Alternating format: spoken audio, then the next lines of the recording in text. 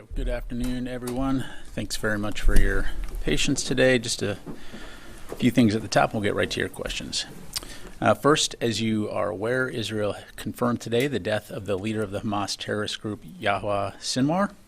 We'd refer you to the Israelis to discuss the details, but this is clearly a significant development and a major counterterrorism achievement. As you saw from our readout earlier today, Secretary Austin spoke earlier today with Israeli Minister of Defense Gallant to discuss the reports on the killing of Sinwar and to get an update. I would highlight that when the call occurred, the IDF was still working to confirm Sinwar's death. During the call, Secretary Austin also reaffirmed U.S. support for Israel's right to defend itself and reiterated that the deployment of the Terminal High Altitude Area Defense Battery represents the United States' unwavering, enduring, and ironclad commitment to Israel's security. The Secretary also expressed strong support for the immediate release of all remaining hostages and a ceasefire in Gaza. We'll have much more to say from the Department on the death of Sinwar very soon, and we'll keep you updated. Separately, as we announced last evening, U.S. military forces, including U.S. Air Force B-2 bombers, conducted precision strikes against 5 hardened underground weapons storage locations in Houthi-controlled areas of Yemen. U.S. forces targeted several of the Houthis' underground facilities, housing various weapons components of the types the Houthis have used to target civilian and military vessels throughout the region. U.S. Central Command is still conducting a post-strike assessment, so I don't have any details to provide on that front other than to say that we struck exactly what we intended to hit. We'll provide updates as appropriate. As Secretary Austin highlighted in his statement last night, the employment of the B-2 bomber was a unique demonstration of the United States' ability to target facilities that our adversaries seek to keep out of reach no matter how deeply buried underground, hardened, or fortified. And it demonstrates U.S. global strike capabilities to take action against these targets when necessary, anytime, anywhere. It also sends a clear message to the Houthis that there will continue to be consequences for their illegal and reckless attacks, which put innocent civilian lives and U.S. and partner forces' lives at risk. Shifting gears, Secretary Austin arrived yesterday in Brussels and today participated in a de-ISIS ministerial, the first session of the NATO Defense Ministerial, and a productive meeting of the NATO-Ukraine Council. In his opening remarks at the de-ISIS ministerial, Secretary Austin highlighted the work over the last decade of the global coalition to defeat ISIS. And I quote, "For 10 years, this coalition has tackled the scourge of ISIS. Our success stems from our resolve, our commitment to working together, and our willingness to adapt. These core elements will remain at the heart of the next phase of our mission," end quote. Tomorrow, Secretary Austin will participate in the second session of the NATO Defense Ministerial and engage with his NATO counterparts to discuss strengthening the collective security of the alliance and international support to Ukraine's defense. We'll continue to provide readouts and updates on the Secretary's engagements throughout his travels.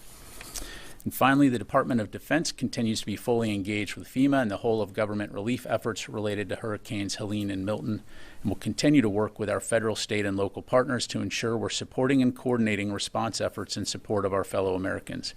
As of earlier today, the National Guard had more than 4,200 guardsmen, nearly 600 high water vehicles, helicopters, and more than a dozen watercraft from 7 states mobilized for the response and recovery mission following Hurricane Milton. The U.S. Army Corps of Engineers has approximately 450 people supporting with temporary roof support, infrastructure assessment, debris control, flood response, and more. Meanwhile, the department's support for the U.S. government's combined response for Hurricane Helene continues as well. The National Guard has roughly 2,500 guardsmen, 65 high water vehicles, and 11 helicopters from 13 states mobilized. Approximately 1,400 active duty soldiers are mobilized as well, working with federal, state, and local partners on coordinated response efforts. Active duty forces have been engaged in road clearing, commodity distribution, and access to isolated personnel. The U.S. Army Corps of Engineers has more than 500 personnel engaged in 33 missions across the region, supporting debris control, temporary power, infrastructure assessment, flood control, and safe waterways assessments. Secretary Austin continues to receive updates on these response efforts, and the department continues to be engaged with interagency partners in support of FEMA, the White House, state, and local governments. The Secretary and his team are also focused on DoD personnel and their families who may be impacted by the hurricanes. With that, I'd be glad to take your questions. We'll start with Associated Press. Tara. Thanks, General Ryder. Does Secretary Austin have plans to talk with Minister Gallant again later today now that the death has been confirmed? And does the building assess that this death creates a greater opportunity for a ceasefire? Will you see Secretary Austin press that further with his counterpart? So I don't have a call to announce now. As I'm sure you can imagine, I'm sure Secretary Austin will speak with Minister Gallant at the earliest opportunity. And again, we'll read that out when it happens. In terms of the opportunities that this presents, I would highlight the President's statement where he highlighted the fact that there is now an opportunity for a day after in Gaza without Hamas in power. And so it does present an opportunity here for a ceasefire. It presents an opportunity for the release of all the remaining hostages. And of course, we'll continue to work toward that end. Okay, and then secondly, on the B-2 use last night, is there another aircraft that could have carried the munitions that the B-2 delivered? And if so, why use the B-2 instead of something that was closer to the region? Yeah, so a couple things on that. First of all, in the U.S. military, we have, as you know, we have a wide range of aviation capability that can carry a wide assortment of munitions. The B-2 in particular, though, has a large payload, the ability to operate around the world. As I highlighted in the topper, we can strike anywhere, anytime. And in this particular strike, using its unique capability and ability to carry a large payload, to deliver munitions that could penetrate and strike these deep underground facilities that were storing components that the Houthis have been using. Again, it also sends a very clear message that we can strike targets of this nature anytime, anywhere from around the world. Thank you. Jennifer. General Ryder, when was the last time the U.S. had a read on where Sinwar was, and do you still have troops helping with intel sharing on the ground in Israel? Yeah, so I, as I'm sure you can appreciate, not going to be able to discuss specific intelligence. As you highlight and as the President's statement highlighted, we have had special operations forces and intelligence personnel supporting Israel's hostage recovery efforts, advising on their hostage recovery efforts since shortly after October 7. And so in that regard, by providing them this information, the Israelis have been able to go after and look for hostages, as well as find those who have been holding them hostage, to include Sinwar. And in terms of the B-2 strike, had you struck these targets before with other aircraft and munitions and had to go back and use the B-2, or is this a repeat strike? To my knowledge, this was not a repeat strike. Again, this was to go after very specific capabilities that the Houthis were storing deep underground. Was it a response to the 23 missiles that were fired on September 27th at the U.S. destroyers? This was a response to the continued illegal and reckless action that we see by the Houthis. As you know, this is not the first time that we've struck, but certainly these were unique targets in the sense that they were deep underground targets. Oren. One question on Israel, one on the B-2s. Did the Special Operations Cell provide any information or intelligence that was used as part of the operations around the killing of Yahya Sinwar? So my understanding, Oren, is that the short answer is no. This was an Israeli operation. U.S. forces were not directly involved. Again, as we've highlighted, we've had a small number of special operations forces that have been advising the Israelis on hostage recovery efforts. And again, as the President's statement highlighted, that included working side by side with their Israeli counterparts to help locate and track Sinwar and other Hamas leaders hiding in Gaza who've been holding people, to include Americans, hostage since October 7 last year. Can you say whether information or intelligence generated by the Special Operations Cell there went into previous killings of Hamas leaders like Mohammed Deif or Issa or others? Again, I'm not going to speak about intelligence other than to say, just highlight what I just told you in terms of sharing intelligence and information in support of hostage recovery efforts and tracking those who have been holding individuals, to include Americans, hostage. And then just a very quick question on the B-2s. When the Secretary put out a statement last night saying adversaries seeking to essentially place things deep underground in hardened bunkers, you haven't used the word Iran, but that seems a very clear message to Iran and its underground nuclear facilities. Well, as I highlighted in my topper, it was certainly a message to the Houthis and anyone else, potential adversaries that hide things deep underground. It's a message to them as well.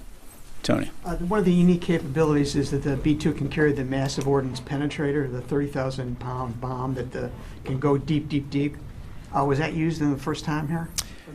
Yeah, Tony, so for operation security reasons, I'm just not going to be able to get into the type of ordnance that was employed in this mission. Again, the B-2 is a very versatile aircraft that can carry a wide range of munitions tailored for the particular operation that it's been tasked to do. And I'll just leave it there. Okay, and THAAD, has the THAAD battery arrived, and is it now fully integrated with Israel's air defense systems? So you saw our statement earlier in the week that troops have begun to arrive in Israel and the components have begun to arrive in Israel. It's going to be fully operations capable in the near future. I'm not going to get into the specific dates for operation security. I will say that it has been integrated into the Israeli air defense as well as our broader U.S. Efforts, regionally to support the defense of Israel. So you think Navy destroyers possibly, or swap data with the Navy destroyers in the Eastern Med for air defense and kind of provide an umbrella? So the way it works is from a sort of from a theater standpoint. The U.S. works closely with Israel and other partners when it comes to things like air defense to coordinate, to exchange information to ensure that we have a holistic picture and can respond to contingencies throughout the area of responsibility, to include supporting the defense of Israel. Thanks. Thanks. Let me go to John, yep. And then I'll go to Charlie. Go ahead. Okay. Sorry. Thank you very much, Gerald. This administration has been saying that Hamas have been largely destroyed, and that's why Israel can't agree to a ceasefire. And today the Vice President said that Hamas have been decimated. Would you say to your Israeli counterparts, to the Israeli government, that if they made the decision to agree to a ceasefire today, especially after today's development, that wouldn't be a silly decision militarily, that they can trust that decision? Well, as I'm sure you can appreciate, I'm not going to provide military-to-military advice from the podium to our Israeli counterparts. To your point, Hamas has been incredibly degraded, as evidenced by the killing of their leader, a significant number of their forces, and certainly do not resemble anything close to what they were on October 7. Or the ability to conduct the kinds of operations we saw them. So I'll leave it to the Israelis to talk about their plans as it relates to Hamas. But as I highlighted earlier, and as the president highlighted in his statement, the killing of and the death of Sinwar certainly does present an opportunity. And I'll just leave it there. Can I just one quick follow-up? So as far as I understand, this administration thinks that it makes sense right now to agree to a ceasefire. That's pretty clear, I guess. Again, I'm Department of Defense, so broadly speaking, we absolutely support a ceasefire so that we can ensure that humanitarian assistance is getting into Gaza, that the Palestinian people can see a restoration of security and stability. But we also recognize the threat that Hamas has posed to Israel. And so we'll continue to consult with Israel and our partners in the region, but obviously want to see a ceasefire as soon as possible. And most importantly, the release of the hostages that continue to be held by Hamas. Charlie. Thanks, General. Sinwar had American blood on his hands. And the vice president was willing to go a little bit further than you will from there, saying American special operations and intelligence personnel had worked closely with their Israeli counterparts to locate and track Sinwar. He's dead now, so we're not at risk of foiling any sort of intelligence around that. But are you not willing to give us an idea? I'm not sure what I said that was contrary to that. What I was asked was there direct U.S. involvement in this particular Israeli operation, and I said no. Did U.S. Special Forces or intelligence know where Sinwar was when this happened?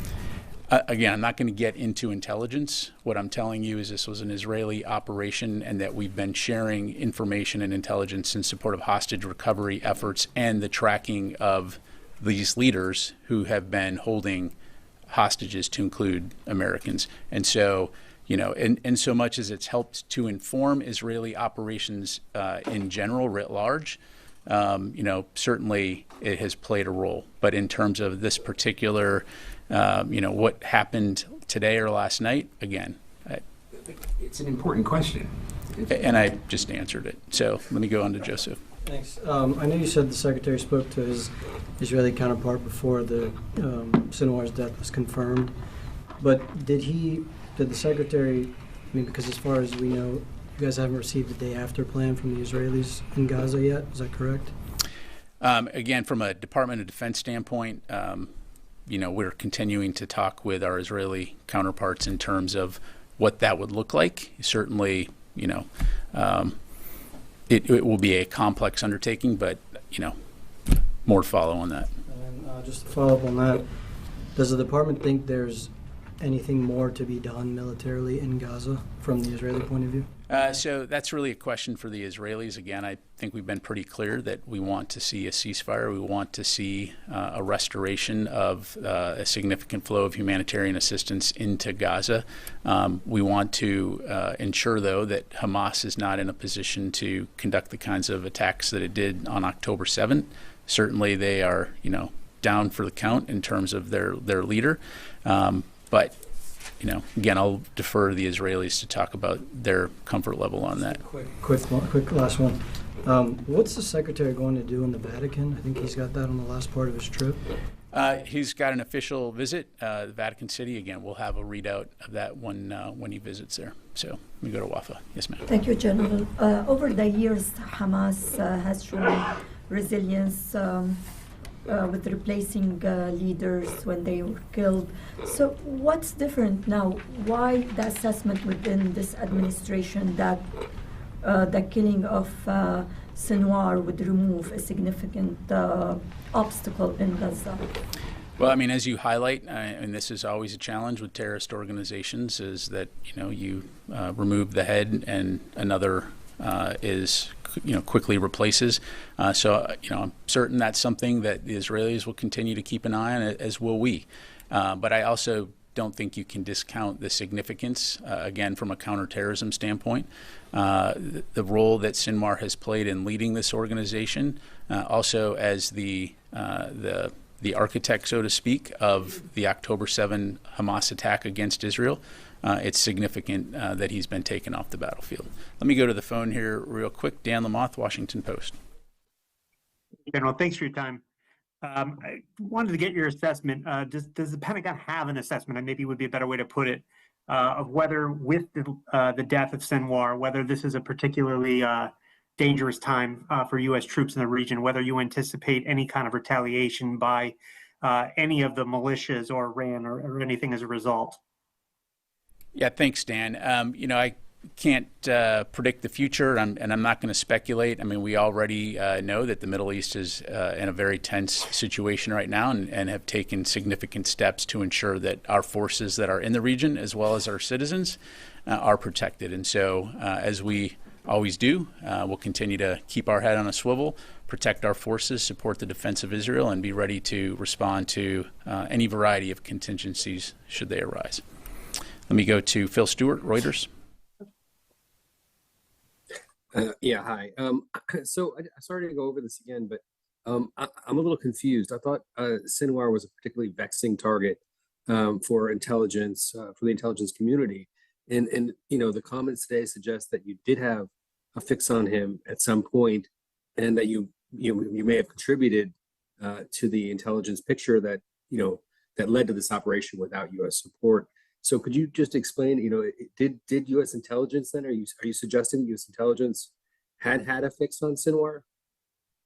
What I'm suggesting, Phil, is that, just to be crystal clear, this was an Israeli operation. There was no U.S. forces directly involved.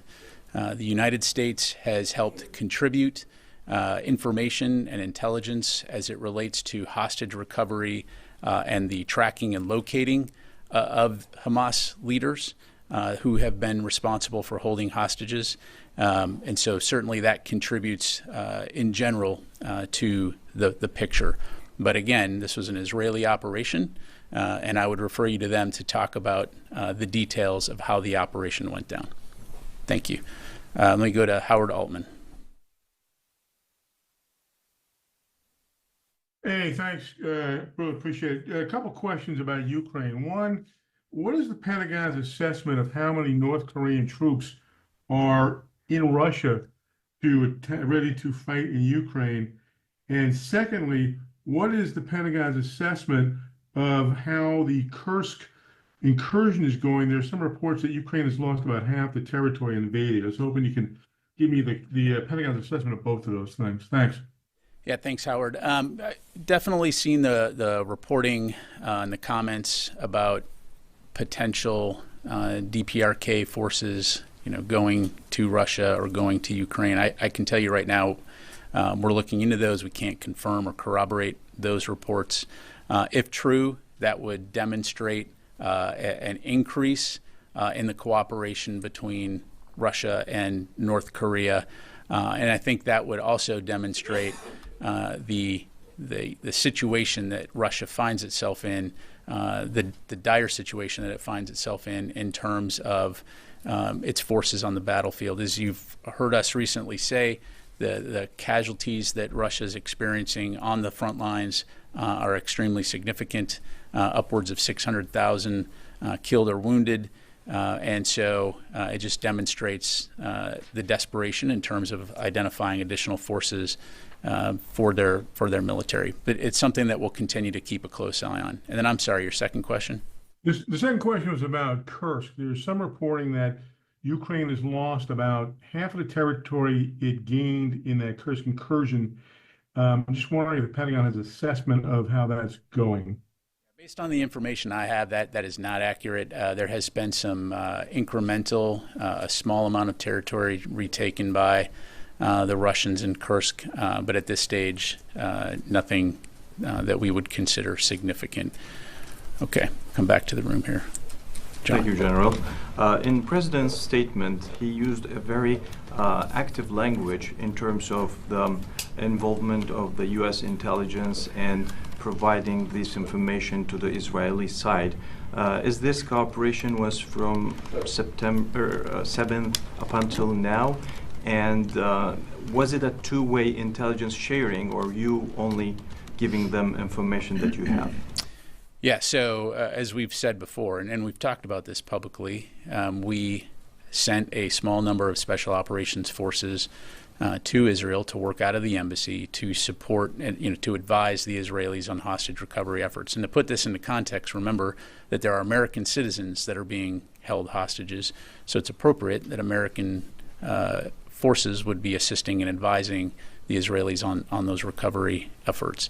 The President actually is comparing this with, mentioning Osama bin Laden's death as well. So it sounds like the U.S. sees this like the killing of the group that was responsible of that attack, which Israel used to show it as the 9/11 of Israel. So do you think that this is going to be like an opportunity to cease fire? Well, again, I think the president's statement speaks for itself. And as I already highlighted in that statement, he highlights the fact that this is an opportunity for a day after in Gaza without a Hamas. And so I'll just leave it there. Constantine. Thanks, Pat. Going back to the THAAD deployment, since, as you say, most of the unit appears to now be in Israel, are you able to offer any more specifics as to what the unit is or where they came from, what Army base they were deployed from? Constantine, I don't have more to provide for you from the podium here other than to say the unit did deploy from the U.S., and it's an air defense capability that will be integrated into the broader air defense capabilities that we're providing in the support of Israel's defense. Okay. And slightly related question, as we sort of look forward to Israel's future, you said, the flow of humanitarian aid is important for it to resume. Does the DoD see itself as playing a significant role in getting that humanitarian aid into Israel? So right now, from a U.S. government standpoint, of course, USAID is the lead organization on U.S. efforts to get aid in there. Certainly, the department helps to advise and will support as necessary, to include on the diplomatic front. As you have seen in some of our readouts recently from Secretary Austin's conversations with Minister Gallant, that has been a topic of discussion and continues to be an important topic of discussion. So if we have any, I don't have anything to announce right now, but if that changes, we'll let you know. Yes, sir. Thank you. I have several on Ukraine. First, President Zelensky said that the latest weapons package for Ukraine we saw yesterday included some long-range weapons. Was this ATACMS or something else? And could you also specify which air-to-ground munitions were included in this package? Yeah, I appreciate the question. I'm not going to be able to go into more detail beyond what was in the readout. Secondly, does the Pentagon support the implementation of Zelensky's victory plan that he presented these days, specifically when it comes to lifting restrictions on long-range strikes inside Russia and continuation of Ukraine's military operations on Russian territory? Well, I know that at the NATO defense ministerials and in his consultations, in his conversations and consultations with his Ukrainian counterpart, we continue to learn more about the president's victory plan. I can tell you what Secretary Austin does support is Ukraine's success in terms of defending their sovereign territory and the freedom of the Ukrainian people. And so we're going to continue to work closely with the Ukrainians, closely with our allies and partners to ensure that we understand Ukraine's needs and that we're supporting their capability requirements on the battlefield. I have a short one. Zelensky also said that if they start implementing this victory plan now, it may be possible to end the war next year. Does the Pentagon agree with that assessment? Again, I don't have anything to provide on that other than, we're going to continue to support Ukraine for the long haul. We're going to continue to ensure we understand and are supporting their battlefield requirements. Nancy. The reports are that there was a tank round that brought down the facility where Sinwar was. Does the U.S. know what kind of tank round and whether it was a U.S. provided one? I don't. I'd have to refer you to the IDF. And then in your announcement about the deployment of the THAAD, one reason that was listed for deploying it was to defend Americans in Israel. I'd like to know if the department is considering also deploying any sort of defense to defend American citizens in Lebanon.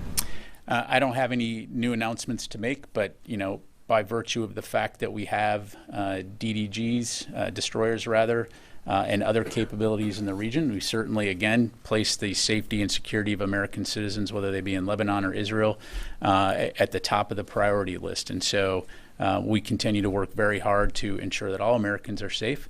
By the way, as we see Iranian Houthi missiles that are heading towards Israel or towards that vicinity, we certainly have the capability to take those down. But I would just emphasize that regardless of where American citizens are, it's always going to be a top priority for us to protect them. Are there any force posture changes or changes in the sort of security posture in light of Sinwar's death? Is there anything you can tell us in terms of any shifts that you're making? No announcements to make. As I highlighted earlier, we have a robust posture in the region, and we'll continue to do everything we can to protect Americans, protect U.S. forces, and support the defense of Israel. Time for a few more. Janie. Thank you, General. Two questions on Russia, North Korea, and Ukraine. Russia took North Korea's side and criticized South Korea for carrying out drone provocation in Pyongyang. And Russia submitted a bill to the House of Representatives to ratify the Russia-North Korea Mutual Military Cooperation Treaty and declared that it would provide military support in case of conflict between North and South Korea. How does the United States view Russia's direct intervention in the South and North Korea's conflict? Janie, I would say again that we're going to continue to work closely with our ROK allies to support their defense, and I'll just leave it there. Okay. The second question, Ukraine President Zelensky told the press that North Korea's troops are training in the Russian Far East and are active in the Ukraine border area. If that happens, not only will the war in Ukraine be delayed, but military tensions on the Korean Peninsula will increase. What is the United States response to this? Yeah, I think I responded to that earlier. Again, we've seen those reports. I can't confirm whether there's North Korean forces that have gone to Russia, and something that we'll continue to monitor. All right, last question will go to Jeff Shogel, Task and Purpose. Thanks. Given the news cycle, you could announce anything about aliens or extraterrestrial life and no one would care. So I'm going to take the shot. What do you got on UFOs, aliens, etc.? Go. The truth is out there, Jeff. And the truth is we have no evidence to indicate extraterrestrial life has visited the planet. Thank you very much, everybody. Appreciate it.